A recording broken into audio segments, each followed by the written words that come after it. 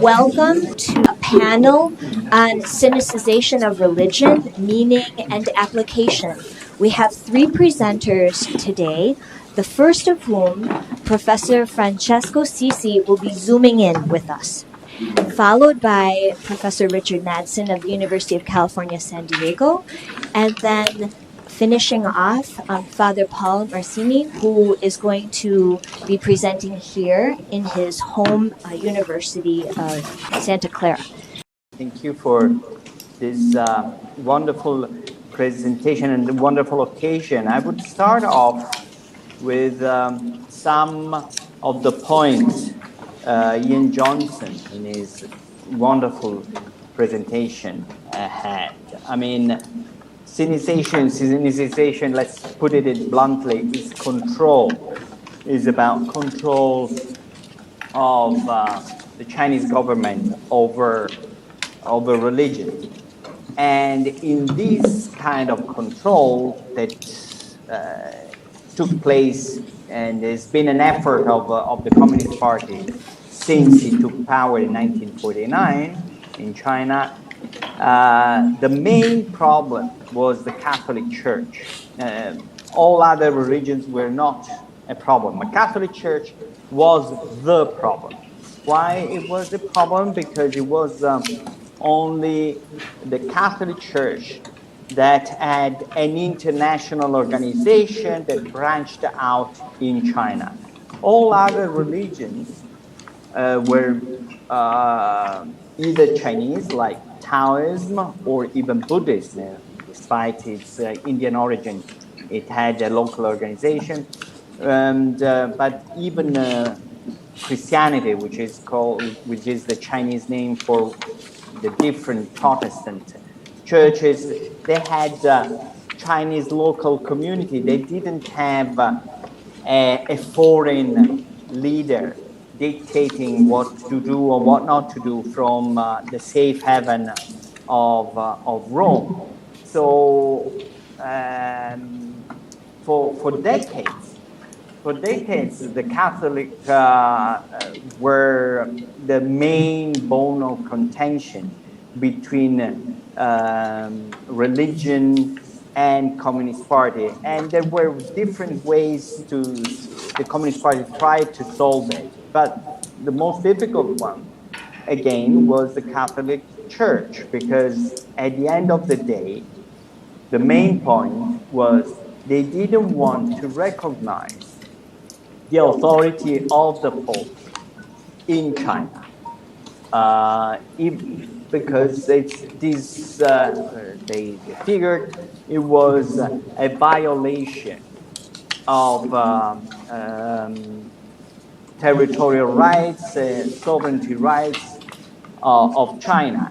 So the Pope was infringing on the most fundamental national rights of China. So the point with the Catholics was an extremely special.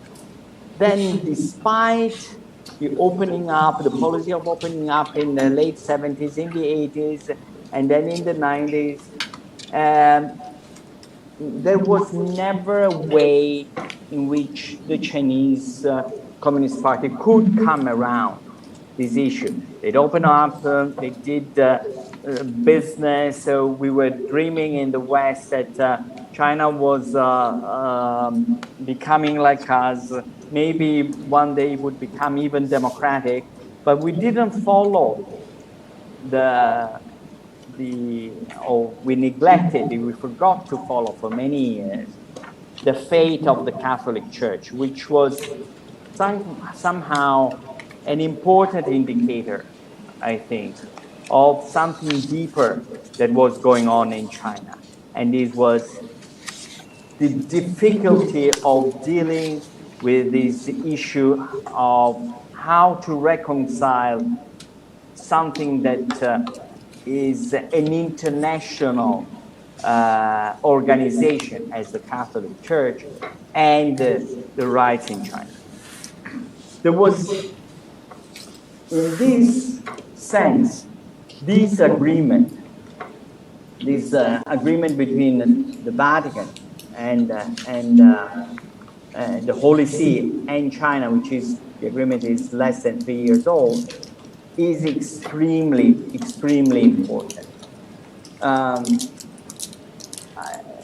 Because for the first time is a historic agreement. A historic agreement not for the Holy See, which has signed similar agreements with many governments, and for centuries it fought wars with the Roman Empire emperor, or with the Byzantine emperor, or with other kings and rulers all over Europe.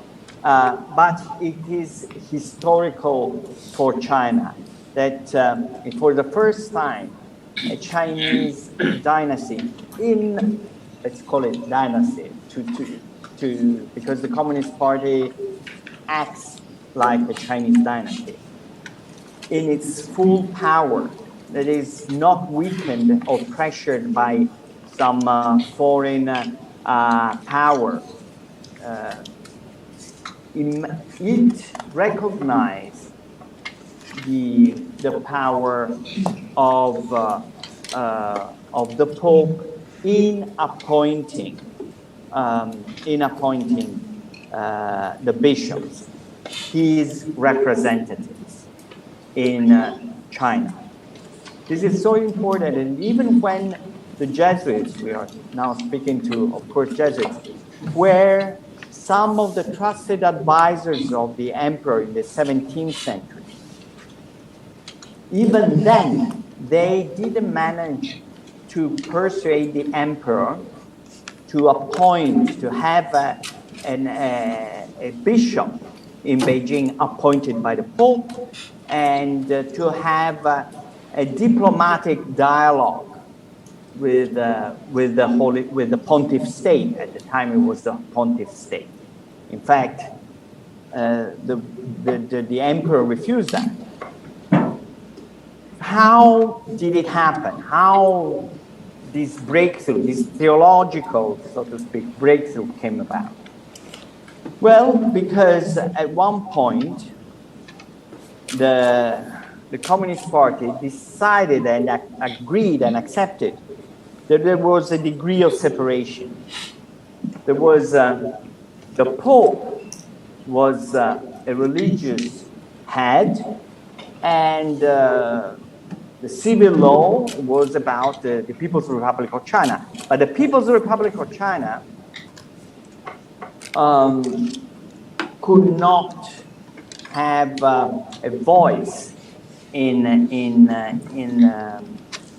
religious matters, in principle. And this is also because the PRC recognizes itself as a materialistic Marxist party, which is very different from what was the self-awareness of the former Chinese emperors, who defined themselves as son of heaven. So they were a semi-religious figure who balanced and the equilibrium between heaven, rain, season, the cycle of seasons, the cycle of agriculture, and earthly matters. So once upon a time, the emperor couldn't agree to have discussions about religious matters or even semi-religious matters with the Pope. Now, because the Communist Party recognized itself as only a non-religious authority, a religious authority, then there was a room, theoretical room, only theoretical room for concessions to the Pope. So in this thin theoretical layer, the agreement took place.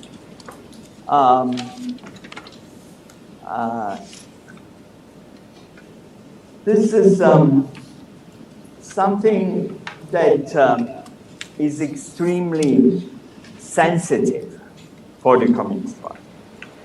It's sensitive for the Communist Party because despite the fact that he claims no religion's power, he knows that religion is about spiritual.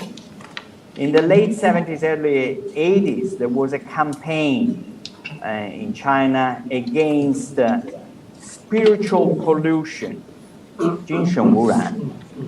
And it's very interesting because what was the spiritual pollution at the time? The spiritual pollution was the wave of westernization, the ideas of democracy, which were not truly communist, not truly socialist. So despite the fact that they had, they were Marxists, they recognized very much at the time the power of the spirit. And ideology, they know very much, is about, in a way, the same territory of ideology. So it is extremely delicate and sensitive. And because despite all what we may feel, the Communist Party and Xi Jinping has a lot of clout, has a lot of credibility in China and among Chinese people. The agreement, although only we would say working only half-heartedly, giving really modest results, is seen by many Chinese people as some kind of green light by the government to become Christians or whatever, or Catholics. Most Chinese don't see the difference, don't understand the difference between Christianity and Catholics. And for practical purposes, we have to say that the homilies of this Pope have been translated and they are spread in China, they are read in China, and news about the Pope and the preachers of the Pope are for the first time clear in China. This is revolutionary because for Chinese, because before that, only a few people knew about the Pope, knew about Catholic Church. They didn't understand what was the difference. Still, they don't know what is the difference between most of them, between Christianity and Catholics. And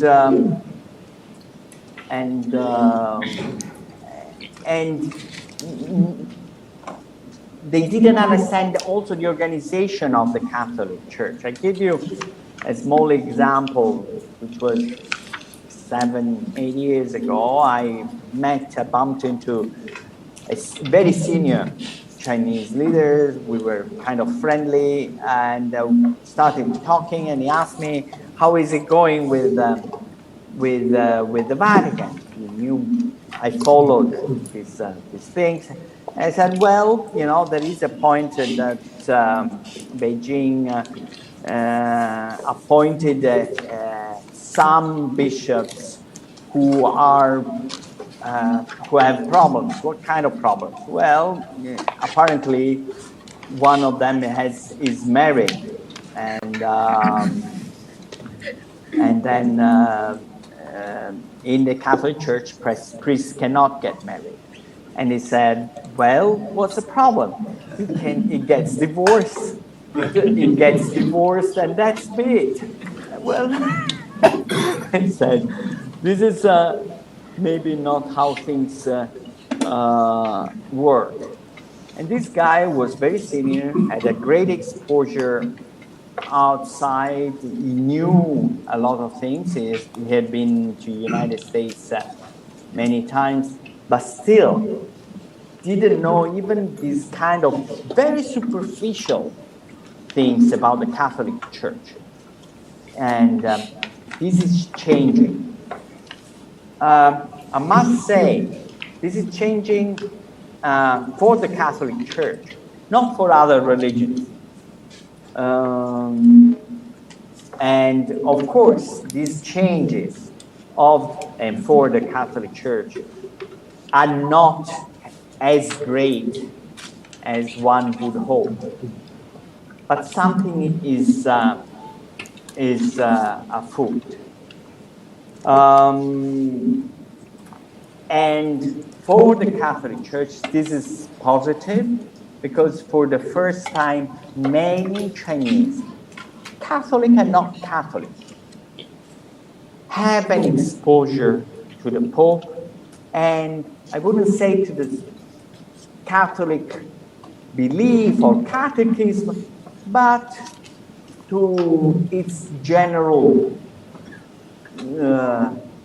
knowledge, to a general knowledge about the Catholic Church, which before didn't exist in the mind of the common Chinese.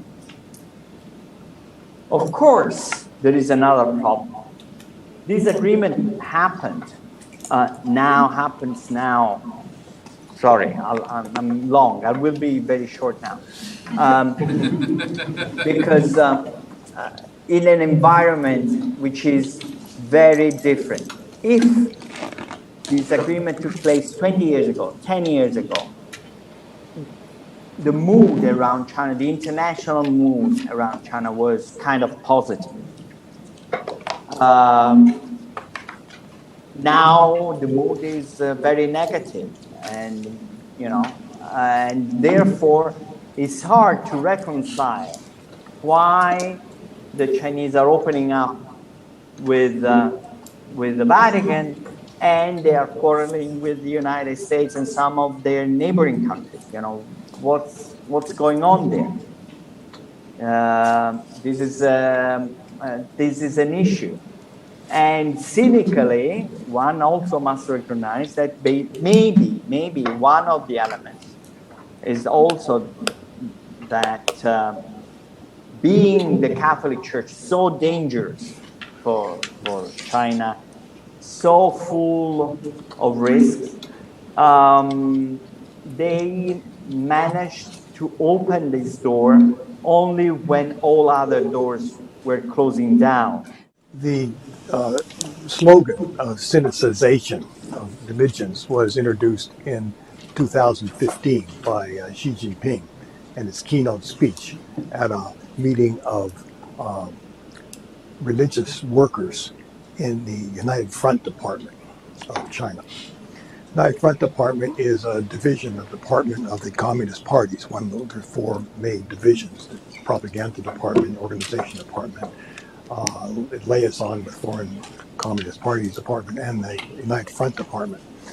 United Front Department is one of those departments that scholars of Chinese politics didn't pay much attention to over the years. The department's role was supposedly to unite elements outside the party within China and around the world to contribute to the party's agenda, to contribute to the revolution.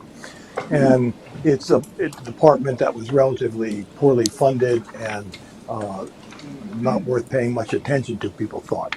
But in 2015, before this talk to the religious workers in it, Xi Jinping gave other talks and other initiatives that vastly beefed up both mandate and the resources of the United Front Department. So it's become a major force now in the Communist Party. And its job is to reach out to non-party elements within Chinese society, first of all, including professional associations, business associations, all sorts of different kinds of groups, including religious associations, and has an international mandate too, to go around the world to influence other kinds of forces in global society to get them on board with the Communist Party's agenda.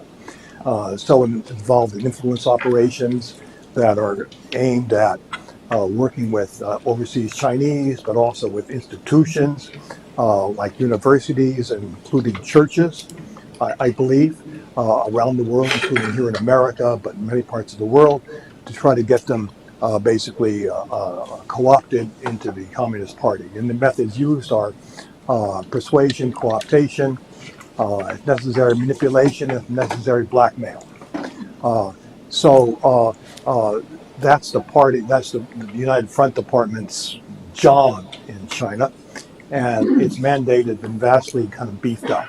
So Xi Jinping gave a talk in the general context of building up the department in 2015 about Sinicization of religion. The term Sinicization, by the way, has been used by the United Front Department in all sorts of areas. So, for example, I was doing some research in 2015 on social work in China, interviewed with these social workers. And they were all talking about, now we have to sinicize social work.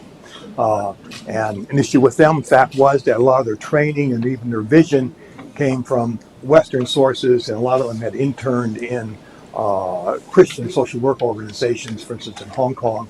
And they had to kind of get that stuff out of what they were doing and have a Chinese version of social work. So, and now Xi Jinping wants a sinicized version of religion. So what's sinicization supposed to mean? What is it? Okay, in Chinese, the term is 中国化, making Chinese. My colleague who contributed a chapter to this book I just edited on sinicization of religion in China, Yang Fenggang, the sociologist from Purdue University, he doesn't even want us to use the term sinicization. He wants to call it Chinification, because what it is fundamentally different from what we would think of as sinicization if like Christian theologians or anthropologists and so forth. We would use the term indigenization or enculturation and assume it's the same thing. And maybe at one time the word was used in that same term. Zhuo Xinping, the former head of the Academy of Religions at the Academy of Social Sciences, they would try to tell me that, don't worry about the Catholics, shouldn't worry about this, because in the 1930s, Catholics were talking about sinicization of Catholicism, which we were. But back then, basically, it meant something like what we would call enculturation or indigenization back then, getting an indigenous hierarchy and also maybe adapting various kinds of rites and so forth to, Chinese cultural conditions. But it doesn't mean that anymore. What does sinicization mean? 中国化. A scholar I knew in university in China said, when 中国化, what it really means is 就是听话. 听话 is basically obedience, do what you're told, okay? And so that I call sinicization from above. And then I could make a distinction in that and sinicization from below, which is what we might call enculturation or indigenization. So, you're supposed to 听话, you're supposed to listen to what the party says. What does it say? What are you supposed to do? So now I can say a few words about the policies that sinicization, brings into being. So, the policy maybe now should be contrasted with the policy that's been the operative framework of policy for China since the 1980s. In 1982, the Communist Party put out this document that people who study Chinese religions know a lot about, called Document 19. And Document 19 basically is a document about the correct viewpoint for handling the religious question in China today, what the title of it was. And Document 19 says, we party members are atheists. We believe atheism is the future of the world. However, we now can recognize that religion is a very complicated phenomenon and is going to be with us for a long time. And it would be counterproductive, the document says, to try to suppress it by force, because that gives you blowback and resistance, and it's not a very good way to do it. That's what they call the ultra-leftist way of handling religion. So what needs to be done, the document says, is basically control religion, contain it within these so-called patriotic associations, free self-associations, and so forth, regulate it very, very heavily. And then basically we assume that it'll eventually die out as China becomes more modernized and scientifically advanced and so forth and so on. So that was the vision, classical kind of secularization theory, if you will.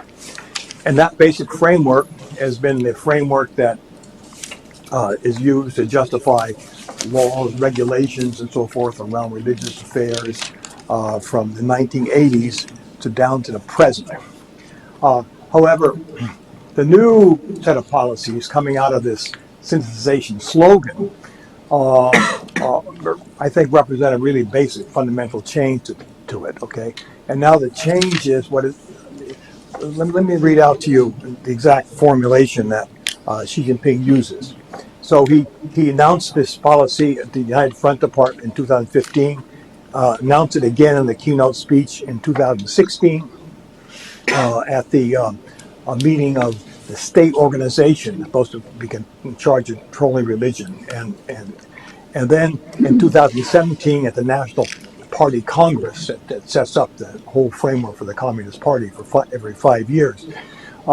He gave a 3.5-hour speech. In that speech, he talked about the need to synthesize religion as part of this policy for the present day.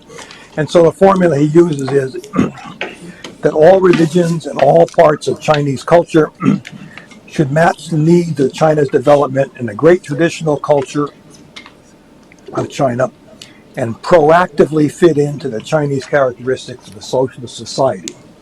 So what does that mean? I think a key word in the phrase is proactive.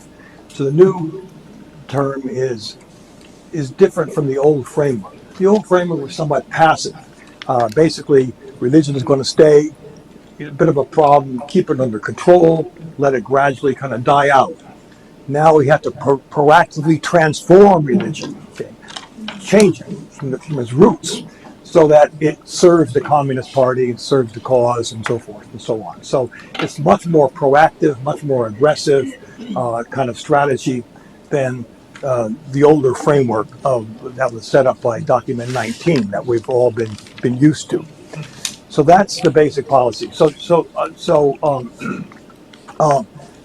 Again, in this book I edited, my colleague Yang Fenggan says that in the policy implementation, there are several main kind of factions within the elite party structure and academic structure that are contributing to this in a somewhat tension-filled kind of cooperation. First of all, there's the militant atheists, okay, who believe that you want a modern China, and modern China we want it. We get rid of religion totally, okay, believe that fervently. Militant atheists were frustrated after Document 19 because even though it said the party is atheist and so forth, they didn't get a lot of resources to promote atheism, etc. There was a magazine, Atheist Association, etc. It didn't go very far, and they were kind of upset about that. So now they have some new energy in there, but then another faction, a very powerful one now, are basically traditionalists, nationalist traditionalists. It said that China is, a country with this great 5,000 years of traditional culture, and this is a superior culture, and we have to celebrate this culture and tell the whole world about how great it is, and so forth and so on. And then this is connected also with a nationalistic kind of theme, that this culture is better than other cultures and so forth, and therefore opposed to other cultures, around the globe, including Christian cultures, of course. So there's this traditionalist element. You see this kind of manifest in photographs and these banners all around big cities in China, at least when I was there. Basically, there's one thing depicting children carrying out the Confucian virtues. Young children honoring their parents and their parents honoring the grandparents and so forth and so on. These kind of woodblock traditional kind of pictures. You see them everywhere. And right next to them very often is a picture of Lei Feng that Ian Johnson mentioned this thing. Now, he was the soldier made a myth in the Communist Party as wanting to be, as he supposedly put it, just a small screw in the great locomotive of the revolution. Okay. So Lei Feng's this kind of radical Marxist kind of figure. They loved him during the Cultural Revolution, and then the woodblock paintings of the traditional culture, etc. And so now, so you get the traditionalist, and you get the radical atheist, and so forth. And it's kind of a mix. Xi Jinping basically laces his speeches with and top officials. It's very de rigueur to sprinkle your speeches with quotes from Marx or Lenin, even if you don't completely understand what they were saying, and also quotes from Mencius and Confucius and Xunzi and so forth, even if you don't completely understand what this was all about.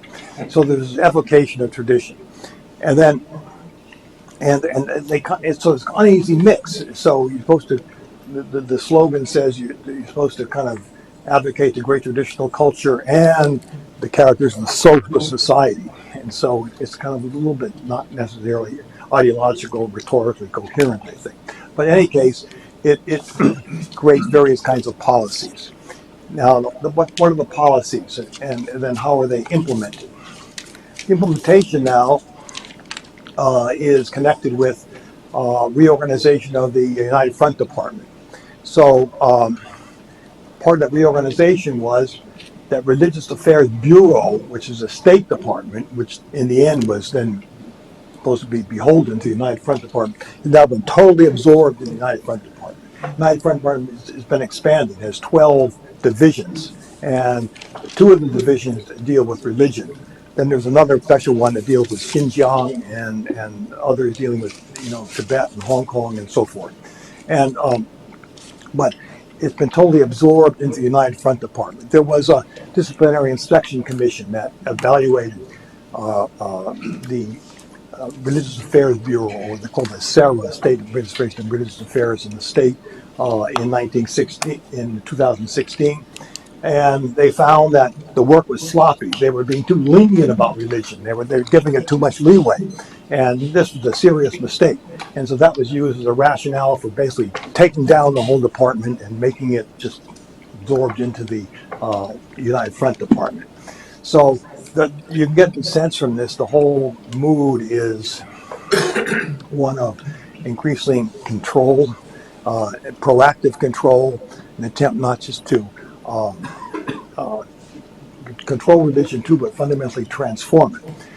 And all religions are supposed to be Sinicized, so including Taoism, which is as Chinese as you can get, and including Buddhism, and then of course including Christianity and Protestantism, Catholicism, and of course Islam.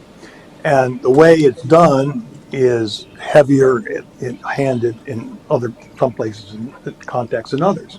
So for Buddhism, for example, there's a great deal about expanding, even temples and so forth, as long as they're done properly. However, they want to be traditional or traditionalist. But how I define traditionalism is how the great Lutheran theologian Jaroslav Pelikan defined it. Tradition is the living faith of the dead. Traditionalism is the dead faith of the living. And basically, for example, the Jade Buddha Temple in Shanghai was going to build a new Dharma hall, a new addition that was being designed by a famous Japanese architect that would make it more contemporary, to be able to kind of preach Buddhism to modern urban people. And the city government said, no, you can't do that. We want a traditional temple. It looks like the old temples in the past, so a museumified kind of past tradition. That's the a dead faith that people aren't going to deeply live in. So that they do things like that for Taoism and for Buddhism. But then for Christianity, tradition is then pitted against,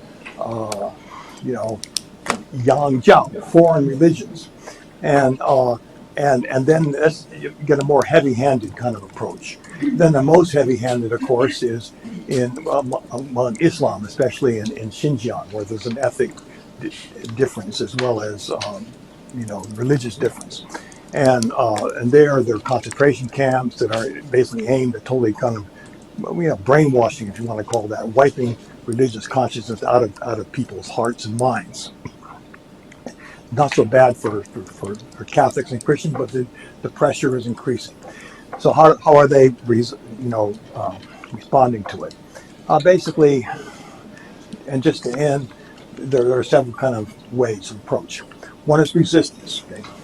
And people are going to jail, pastors and priests, and people supporting them. In this one village I had studied, I heard about this case where the local bishop, had been put into prison. He got out. He came back to this village. It was a village mostly underground Catholics. And 1,000 of them lined up on either side. When he passed by, they knelt down in front of him. That's how devoted they were to him. That's how respectful they were of him. That's how they would resist what the government had done to him. Then there are other ways. There are other ways of basically adapting. People say we're going to sinicize, and what they're really doing is, doing some indigenization from our point of view to kind of help make the faith a little more relevant. And then there are subtle forms of resistance. So this priest I talked to 2 years ago said, well, they wanted to take down the cross in this church. So we're saying this is cultural heritage in this particular place. It's an old church, and so they get to keep it. Also, they said that they can't allow, part of the sinicization is not allowing kids under 18 to go to mass or anything like that to get religious as well. They have people say you can't come in the front door, but our church has a back door. You get them in there, and they go to church anyway. So subtle resistances. Then there are others who don't resist and who basically buy into it totally because, they're careerists and so forth, and that's what the party wants. So that's the complicated kind of dynamic that's going on in this new sinicization kind of effort. And it creates more challenges to the church than it did before. And actually, I believe, and then I'll just end with that, when the Vatican did its agreement with China, this provisional agreement in 2018, my theory is that they basically assumed that everything was going to be done according to that 1982 document 19 framework, in which they had optimism that things could kind of work out pretty well with this. They, and I certainly didn't understand fully sinicization, but that's what was really working in, and that makes for a much tougher environment, and I think basically dims the hopes that the Pope had for the good results that could happen from this Vatican agreement. What I really appreciate is these have been great talks, and in a certain sense, I'll be working backwards in that. Professor Madsen, particularly, I really appreciate this talk about, where we are with sinicization. It's clear we're in a new moment, and that's coming through in the entire conference. And I was thinking, is sinicization really partification? And making everything under the thumb of the party, because to some extent that's what we've seen in these last 6 or 7 years. And you can take 1982 to maybe 2013 as a time maybe of the party apparatus perhaps stepping back, getting out of the way, allowing the Chinese people to say make money, to live their lives, that civil liberties were kind of on the rise, and that would definitely affect religion as well. So I think many scholars established that this is a time where the party structures step back and the proper government apparati kind of do their job. And so now we're seeing a movement back to stronger party control. And it seems very technical, right? All that talk about the United Front Work Department. But it's very, very important to take an entire unit that was under the state council of the government and put it under the party. That's just not window dressing. That's an important movement. So I'm a historian, so I'm going to take you back to history. And it almost fits exactly 1982, as Professor Madsen said, this document 19, which was a kind of a theoretical framework, right? But not without its own problems, but yet kind of gave the green light for religion to grow. I don't think they expected so many young people or new people to come into religious groups, but that's what happened. And it ends around 2013, 14 in this new moment. And those are the exact years of Bishop Jin Luxian's efforts in Shanghai. Again, not without problems, but Bishop Jin Luxian, I'll talk about him. So again, I'm talking about that strictly historical period of time, 82 to say 2014, a lot of time in its own right, and under the leadership of Jin Luxian, who actually was not even legitimized by Rome. So in a sense, he was on the outs. Later on, he was recognized. But there's a big gray area, and I think it's important to recognize that big gray area. So he's in labor camps, he's in prisons. In 1982, he's brought back to Shanghai. His first position he gets is a seminary rector, and he's very shrewd politically. I wonder if he's sort of a Deng Xiaoping character. He's kind of shrewd, and he outmaneuvers others. So imagine what he has to deal with when he comes back to Shanghai. So basically, he had a lot to deal with. Basically, the church in Shanghai, I'm using a case study approach here, was kind of erased. I mean, there were very, very strong people who were in prison. The bishop was in prison. It was a horrific situation. A Jiaonan, right? A persecution without precedent. Go ahead. So these are pictures I got online. This is the Cultural Revolution. So the damage had been done, by the way, by the Cultural Revolution, right? There was not a lot of Catholic life left, but so they went back to the existing artifacts and took down churches, etc. So this is it. I mean, the remaining symbols of Catholic Shanghai were toppled, Jesus, etc., putting up placards. I'm almost sure almost all of these are from Shanghai, but occasionally, like, they would destroy the local libraries. I was shocked to find these exact photos because there's these general ones out there, but these have been published in Shanghai. So that is the front of the Shujiahui Cathedral. It's turned into a warehouse. This is Shujiahui Cathedral. So I think it's nice to do a case study every so often. It's turned into a warehouse. And this is it. This is, I think, out of the Jesuit archives. The spires were, so if anyone tells you the spires were never knocked down, they were knocked down. There they are, right? So this is, they're rebuilding in 82. And Jin Luxian in time becomes the so-called patriotic bishop of Shanghai. He's a Jesuit. In fact, I looked at the old Jesuit books. They thought he was dead. So he's listed in the deceased as the news came out, but he was not dead. It was overestimated, right? So basically, these pictures I have to look. These could be at his installation, consecration as auxiliary bishop. When he was made a regular bishop, that was a little anticlimactic, but he's picked as the party's person. He can seem to be maybe reach out to different sides of the church. So keep going. So basically, this shows that the church is still very much the way it was. They just resurrected the forms, as if Vatican II. I mean, I think we're still struggling with Vatican II, as we've seen in the news lately. The very place of the Latin Mass, that we're still debating that today at all levels of the church, shows that it's a contested legacy, I think, and it should be seen as such. But so he starts up seminary. He has to train the youth and keep going. So this is fascinating. This is Cardinal Zen. This is a picture of him introducing the vernacular Mass in Shushan with the permission of Bishop Jin. So basically, when they first started, they were doing it in Latin, of course. And then in time, I saw the old books, the magazines, they said they're going to slowly introduce the Chinese Mass. So they go to Hong Kong, they go to Taiwan, they get the books. And so there's very little space, but they kind of go around the altar. So I'm using the word, I don't want to make it so complicated, but we're not really talking Chinification or Sinicization here. We're talking about indigenization. And I think what better way to indigenize than to have the actual Mass in the local languages, etc. So this is really about indigenization, that the church was committed to indigenization without its problems for decades. And now we see that the church is able to start fresh from the beginning. And even someone as high profile as Cardinal Zen later became, he's kind of fostering, like, okay, yeah, you got to get yourself in tune with the rest of the church. But luckily, the church has wind to your backs, and that means, indigenizing. Where the church was more open, right, after Vatican II to indigenous forms. So here we go.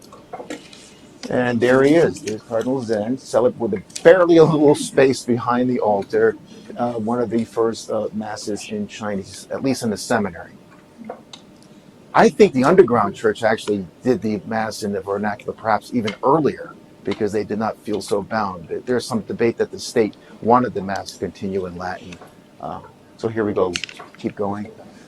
Well, indigenization, can take many different forms, right? So what do you do with state power or celebrity status? So I think Jin was very shrewd to work on multiple fronts, to go abroad, to get foreign money in and then allow the church to grow naturally. But he was also interested in Mother Teresa coming, or Nancy Pelosi and others.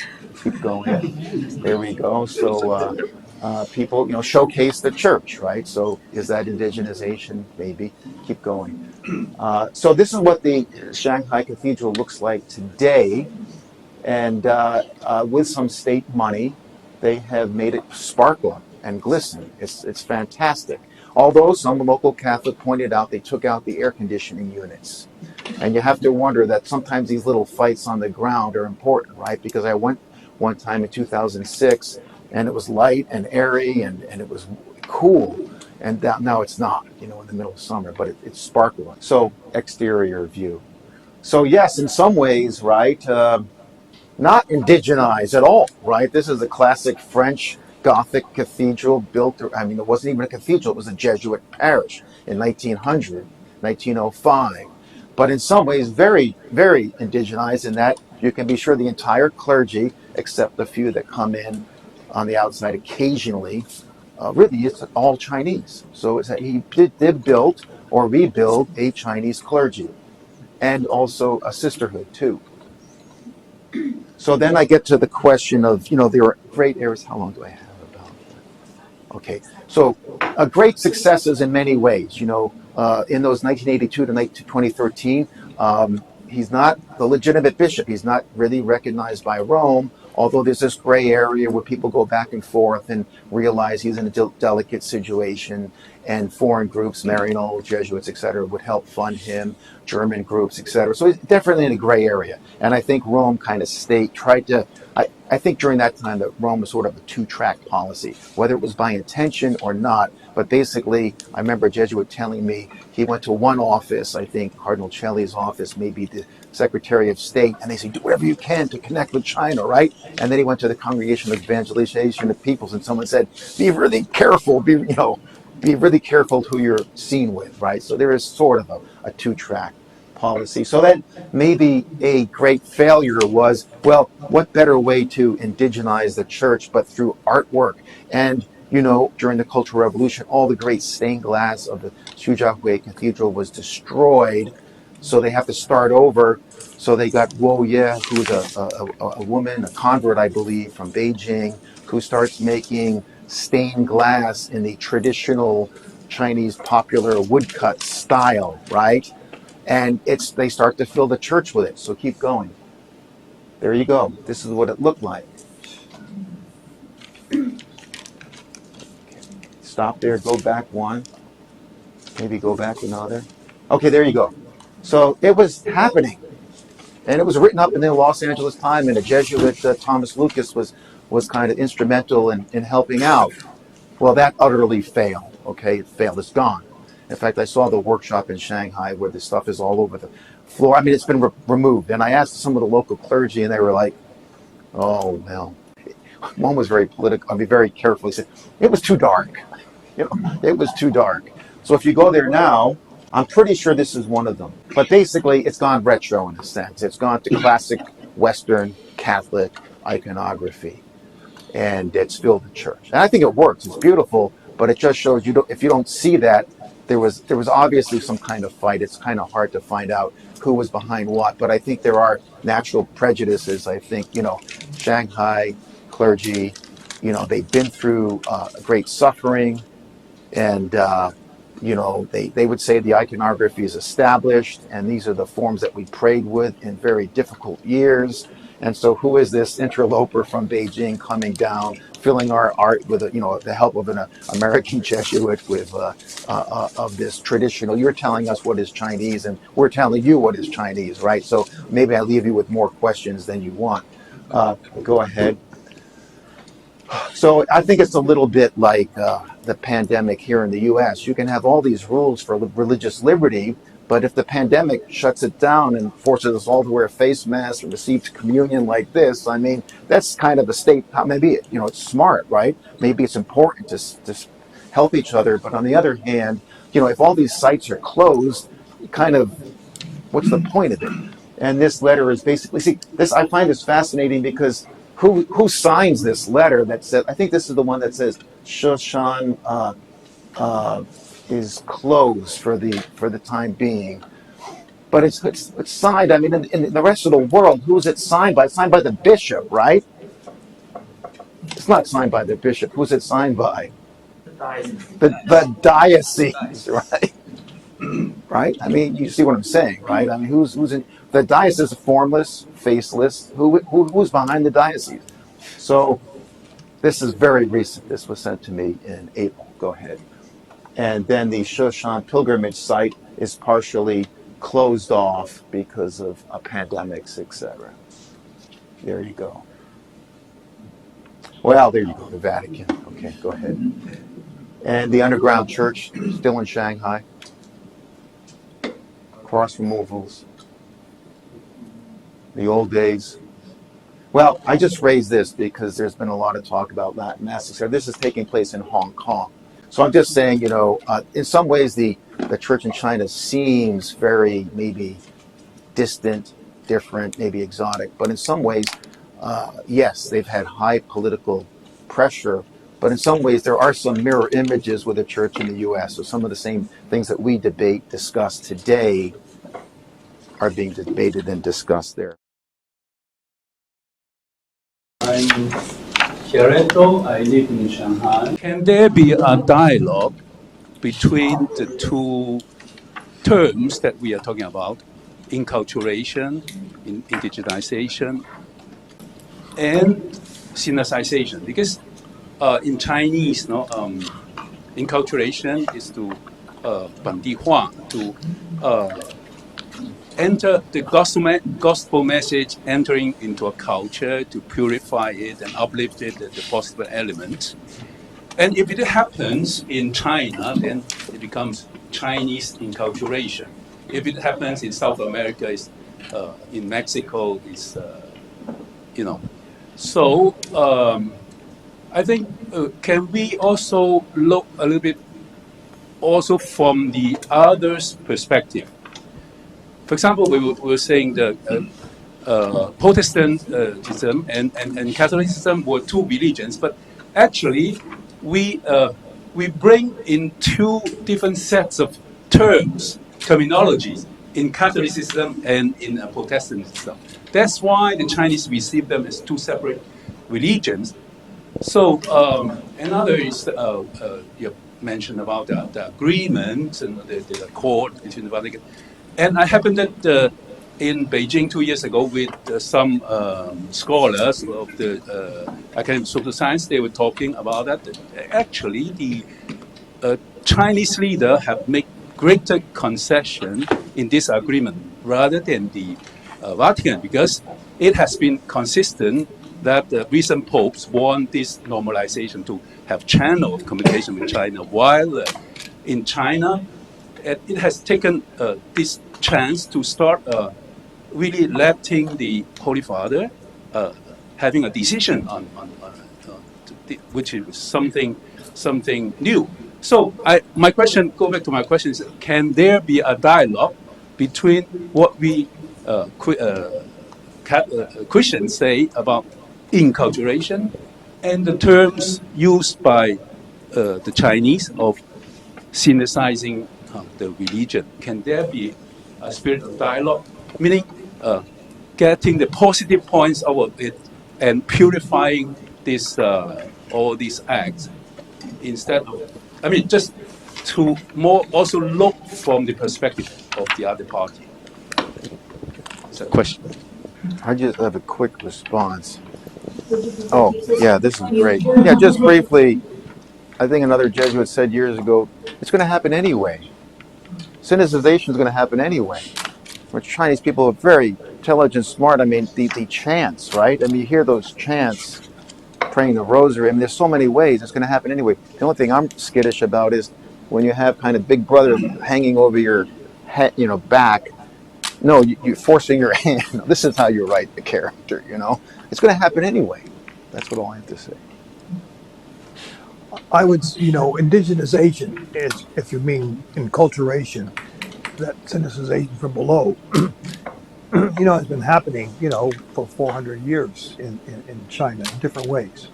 takes different forms in different places. Of course, Matteo Ricci, the Jesuits back then were trying it. Then there were setbacks, et cetera, et cetera. But it's been happening in organic fashion. If this is slightly embarrassing, this is this book I just published. But here's a picture of a church. It's not like the Shijiahui Cathedral. This is a Catholic church. It's in Dali. It looks like a temple, and there's a cross on it, and there's a sign that says Catholic Church.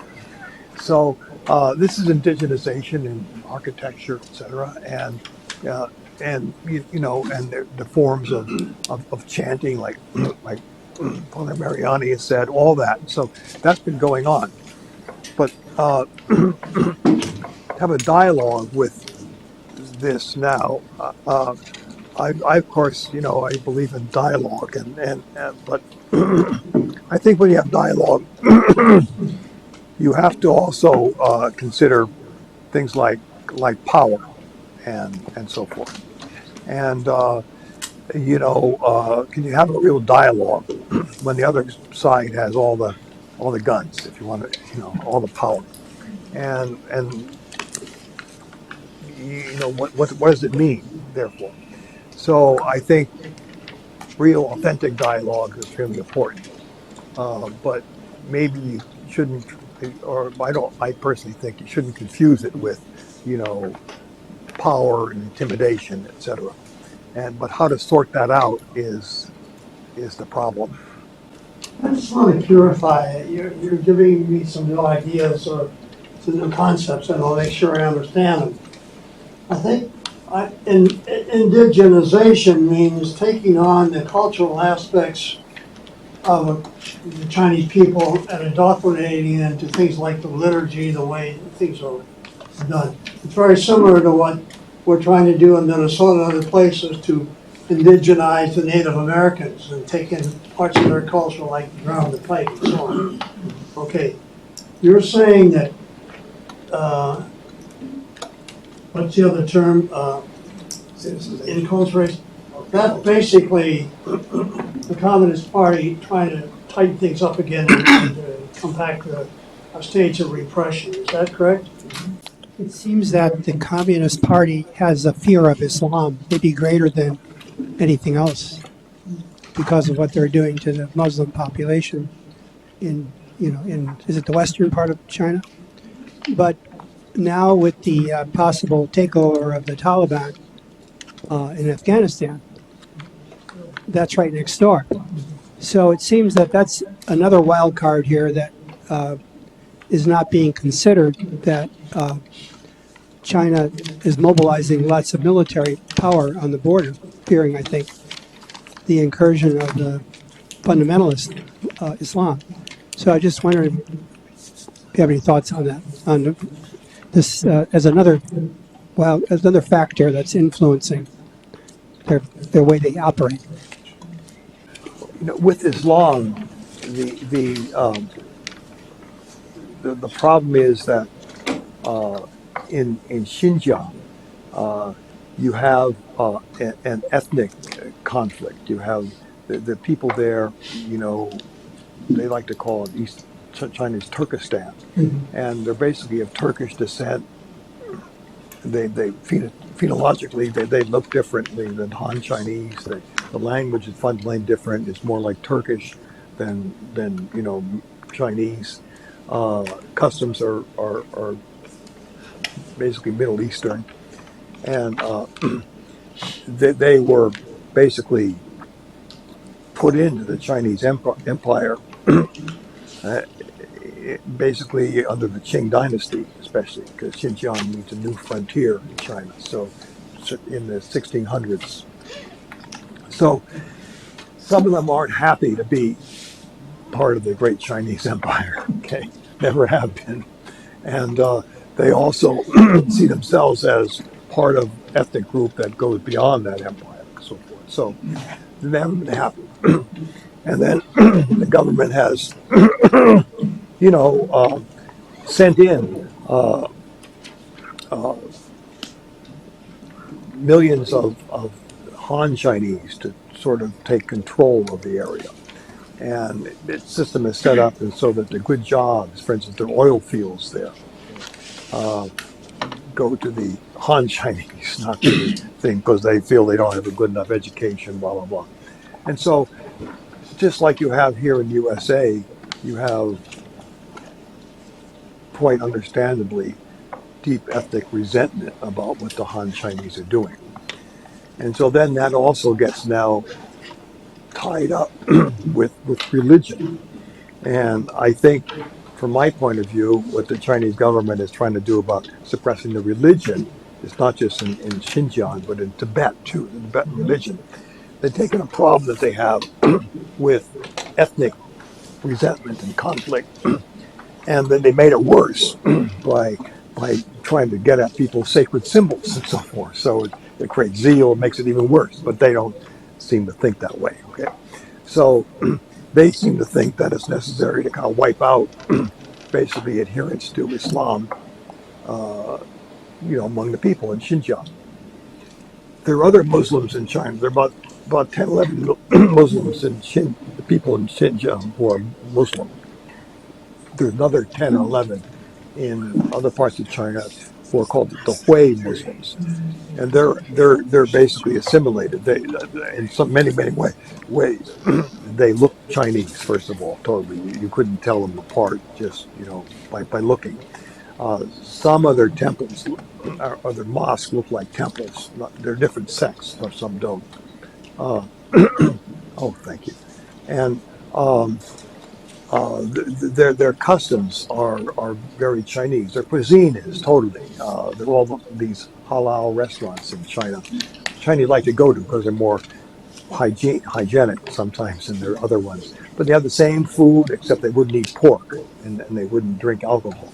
But many ways they're basically the same. They don't necessarily want to have solidarity with the Muslims in Xinjiang. But they have their own grievances, and now the government is trying to take down mosques, take down minarets out of mosques, restrict them in various kinds of ways, and there are different kinds of responses to it. At one level, the government, in this book of mine, I have an article about this. One level, the government in some areas wants them to keep certain kind of external forms, but freeze them in the past. So the author here describes a mosque in China, where basically it's for tourists. Okay, there's no ablution, facilities there.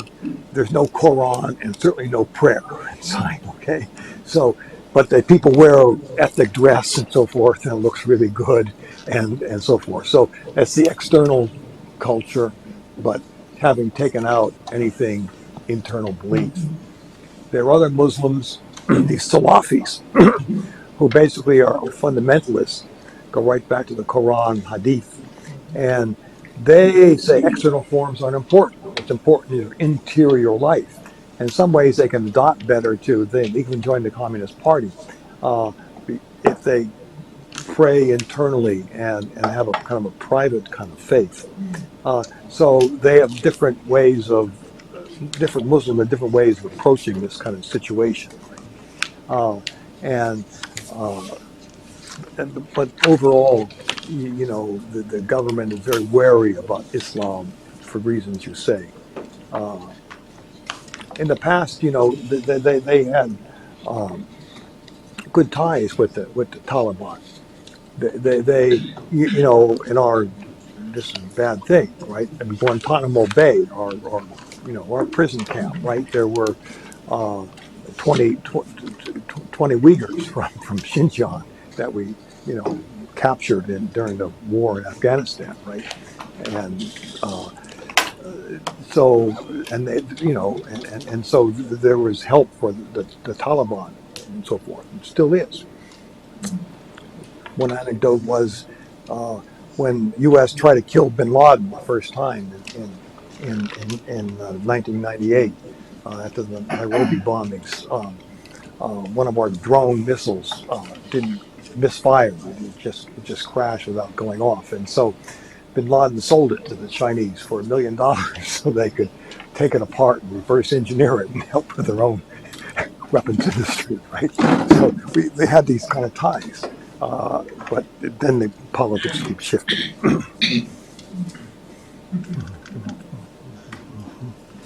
Or just the last thing is the rise of, they say there's a rise of nationalism in China, but another question, the rise of Han nationalism, right? I mean, it's a little bit like Trump, there's nationalism, but there's the whole white nationalist thing that comes, right? So I wonder, it's kind of Machiavellian, but like, as hard as the state might go after against Christian groups, if they're primarily Han Chinese, like that's a sense that you don't want to persecute our people, right? I mean, it's one thing, unfortunately, right? They say Tibet and Uyghurs are separate, but I mean, how much will they go against churches when 90% or more are Han Chinese? So it's not a happy moment, but it's something to consider. I'd like to thank all of you for coming today and for our panelists, Father Mariani, Professor Madsen, and Professor Sisi. Thank you.